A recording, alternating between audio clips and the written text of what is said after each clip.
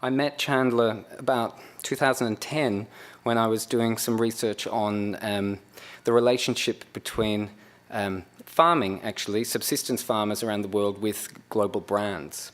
And this sort of tension between these two worlds. Sometimes a positive and sometimes a negative tension. And Chandler has done quite a lot of work in this area, looking at where raw materials are sourced from around the world, what is the relationship between these ingredients and the people that grow them with the scent houses that manufacture fragrances. When I contacted Chandler and said, did he want to come and do a design exhibition here, we very quickly looked at the idea of the synthetic, design and the synthetic, the HyperNatural. Very interesting relationship between the research and development of new materials over several hundreds of years, and how those raw materials then become the catalyst for a new classical design or piece of olfactory art. So without further ado, I welcome Mr. Chandler Burr. I happened into scent. I was standing at the Gare du Nord train station and talking to this guy behind me, and he turned out to be a scientist. I said, well, that's cool, what do you do? And he said, I do smell. I said, really, that's interesting. We actually don't know how we smell. It's a mystery. We know everything about sight and hearing, but we don't know how this works. And I wound up writing a book about him called The Emperor of Scent. Now, the guy that I'd met, Luca Turin, had this idea that was ingenious of applying, basically of treating scent as art. And it seemed so obvious to me, so obvious, and yet it really wasn't for a lot of people. This became an art medium, artistic medium, in 1884 with the creation of Fougère Royale for a very, very simple reason. It was the first perfume that ever used synthetics. Synthetics are what freed the perfumer from nature, the olfactory, and made them an olfactory artist instead, because synthetics allow you to lie. They're wonderful. First one, let's go. Don't say anything out loud. I want you to just smell, all right? And see what you think, and then we're going to talk about what it is. The one thing I'll tell you is, it's a synthetic molecule. It was actually synthesized for the first time in, I believe, the late 1800s, about the 1880s. So what do you think? Now, first of all, what is it? Vanilla. Absolutely. But does it smell like natural or like synthetic? Who thinks it smells natural? Raise your hand. Who thinks it smells synthetic? Okay. You're all wrong. You know why you're wrong? This is the molecule. Now, the reason you're wrong, first of all, let me tell you something. It's very, very simple.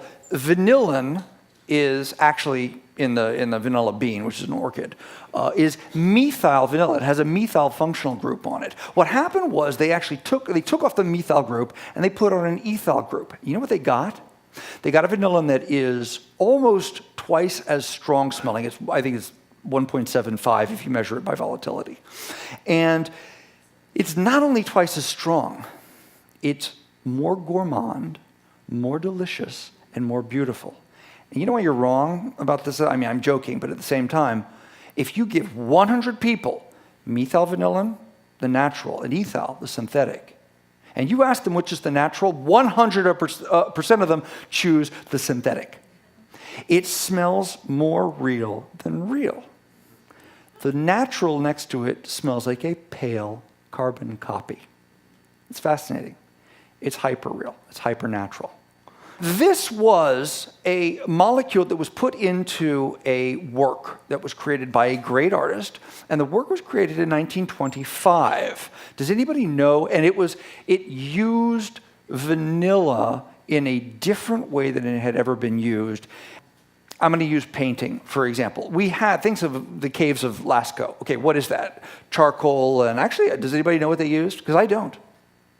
I mean, I know that they used charcoal, because I remember that from art history back in whenever the hell it was.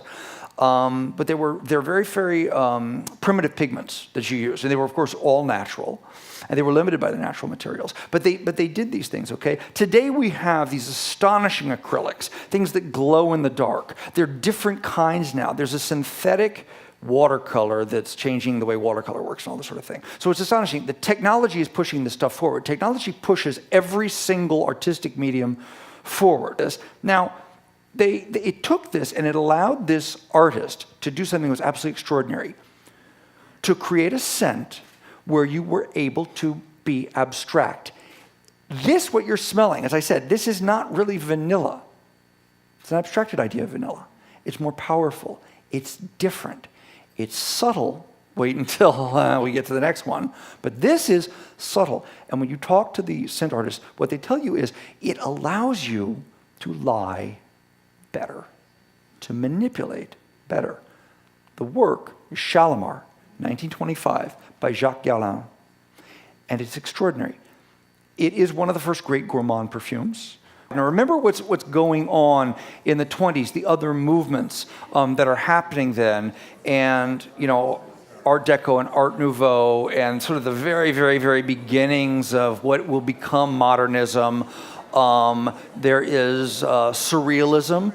This is something that changed the world when it came out, but now we don't appreciate that as much anymore. We can't. It's normal. All right. Now, what does this smell like? What? Cat pee? Okay, there's another one I can show you that's more like cat pee, which is actually cassis, blackcurrant. Blackcurrant smells like, it has a very, very strong cat urine angle to it. This is a molecule called, and all of these are, they're registered. This is a designed material. This is a true synthetic. There are nature identical synthetics, and there are true synthetics. Very simple. Nature identical synthetic is something that you make in a laboratory, but it exists in nature. For example, there's a molecule called, the trade name is geraniol. It's 3-methyl-4-hectyl-benzyl, whatever the hell it is. But they call it geraniol, okay? That exists naturally in rose and geranium, obviously because of the name, and all sorts of other flowers. But you can actually make it in a laboratory, and it's less expensive. It actually pollutes less. It causes less environmental damage just to put a bunch of nitrogen, oxygen, hydrogen atoms together, carbon atoms, and create this thing in the lab, okay? So it's something that you can synthesize, but it also exists in nature. This is a true synthetic. This never existed on the face of the earth before. And what's fascinating about scent, of all the mediums, is that scent, with the exception of one other, and you can tell me what you think it is, one other medium is the only artistic medium in the world that creates every year new colors we've never seen. You have seen all the colors you will ever see. You have heard all the musical tones you will ever hear. We can reorganize them. Beethoven used them. Tom York uses them. But they're different when they're played by Radiohead, okay? They're still the same notes. They don't have any new tones. We do. So this was used by another artist, and it made a beautiful scent. Now this is sort of late, mid-20th century art. It used this thing, and it is a work, this is the work that you're smelling now. It's a work that could never have been built without this synthetic. There, Chamade, anybody know it? Anybody wear it? It's amazing, right? 1969, now remember, we're in this thing. Abstract expressionism is very much, why do I say abstract expressionism? Because this is a scent. What was Jackson Pollock doing in the medium of paint? He is wiping out representationalism. Specifically, he is wiping out references to the natural world. He gives you nothing that actually exists in the natural world. You don't say that's a tree, that's a person, that's this.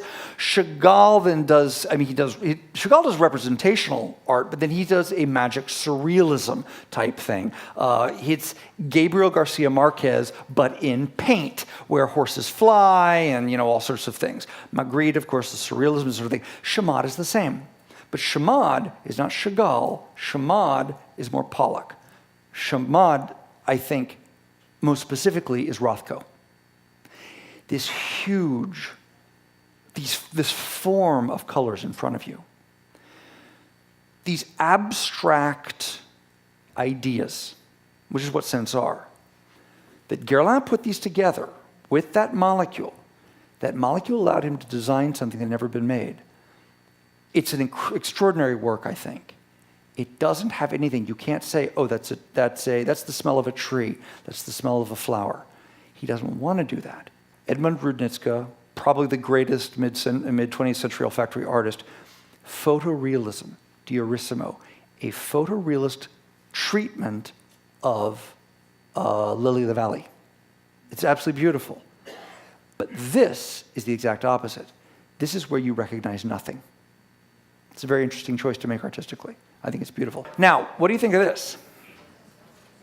Which one is this? Oh, this is great. Isn't this cool? Now, who thinks it smells like a natural? Who thinks that it's abstract? And who thinks that it is representational? Abstract. Not many of you. Representational, i.e. you can place it in nature.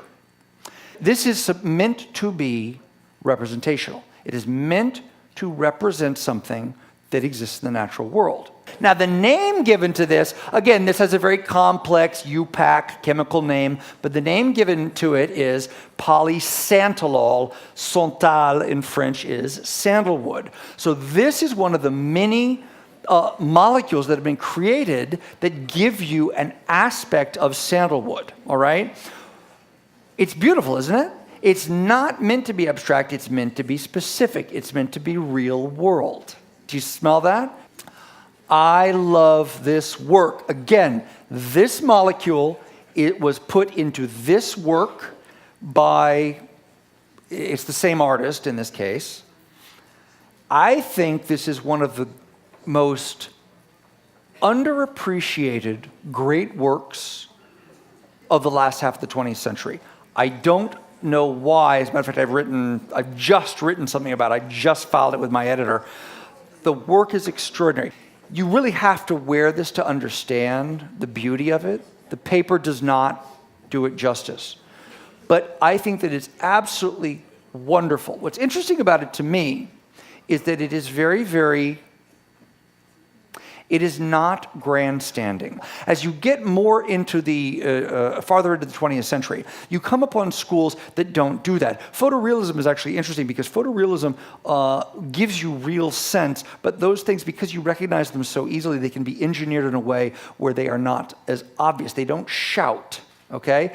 Jean-Claude Ellena was the pioneer of a school of luminism, which is really extraordinary. It's sent as light. And it's interesting that he's French, and yet he did something that, and there's an exhibition I'm interested in doing, very interested in doing, which is a retrospective of the work of Ellena, who went from creating First by Van Cleef and Arpels. I don't know if you know that. Very young when he did it. It was a huge hit, and he told me that he thinks it's just this, he won't even smell it today. He said, it's this work. He said, je ne maîtrisais pas mes matières. I wasn't mastering my materials. He said, I was throwing everything in. It was a pastiche of sort of pre-war romanticist kitsch. And he went from that to something extraordinary, a work that was one of the very first in a new school that I love called the neons. And they are sort of this, if you had a scent that were colors and you put it on a TV and you turned up the color saturation to as high as it would go, okay? That's what these things smell like. They're wonderful. He did one. It's a masterpiece. He then went from there, and he did something that was the first luminist work, which was Eau de Thé Vert by Bulgari. And Eau de Thé Vert really started this school that he began. It disappears. And it was one of the first scents where people didn't say, oh, your perfume smells wonderful. They said, oh, you smell wonderful. It disappeared. It was almost operating on the level of subconscious. And it was this thing that just glowed. And it was as if you took an orb of glass. I shouldn't say orb, actually. I should say rectangle, because it's a linear architecture, not the round, voluminous 3D architecture of Jicky and Chamat and Shalimar and so on. It was linear, and it glowed, and it's pure, and it's absolutely beautiful, and it is utterly, in design, in aesthetics, the opposite of the perfumes we've been smelling up to now. This one is a mid-step. This is called Samsara. 1989. Isn't it wonderful? It is subtler. It is quieter. It is beautiful. And I think that what's extraordinary about it is that it emanates warmth. It's extraordinary. It's reassuring. And this scent takes you in its arms. I don't mean that it's completely domesticated. It's not. There's really a beauty here. There's an extraordinary elegance. But it's not showy. It's not completely abstract. It's not completely representational. Polysantalol, sandalwood. Do you really sell that? Does it smell that? Wood is a very, very specific thing. And we can pick those out. By the way, there's extraordinary. Do you know Gucci pour Homme? Gucci pour Homme is the smell. It's extraordinary. It is a photorealist, literalist work that smells like a plank of wood in a hardware store. It's wonderful. It's just wood. I'm trying to remember. I don't think it was Alberto Morias. It might have been Alberto who did it. It's beautiful. It's a wonderful work of art. It's like seeing a Chuck Close from far away. You just see this thing, and then the closer you get to it, the more it sort of breaks apart and becomes scattered. Okay, next one. Next one. So I think that Samsara really is absolutely beautiful. Oh, this is one of my favorite molecules in the world. I love this molecule. It's spectacular.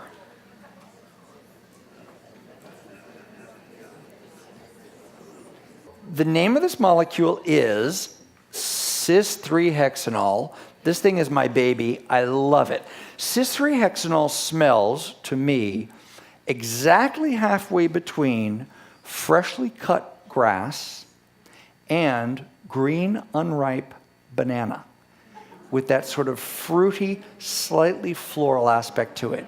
It's slightly gourmand, slightly edible in that the banana, you smell the fruit, and then there's that wonderful grassy smell.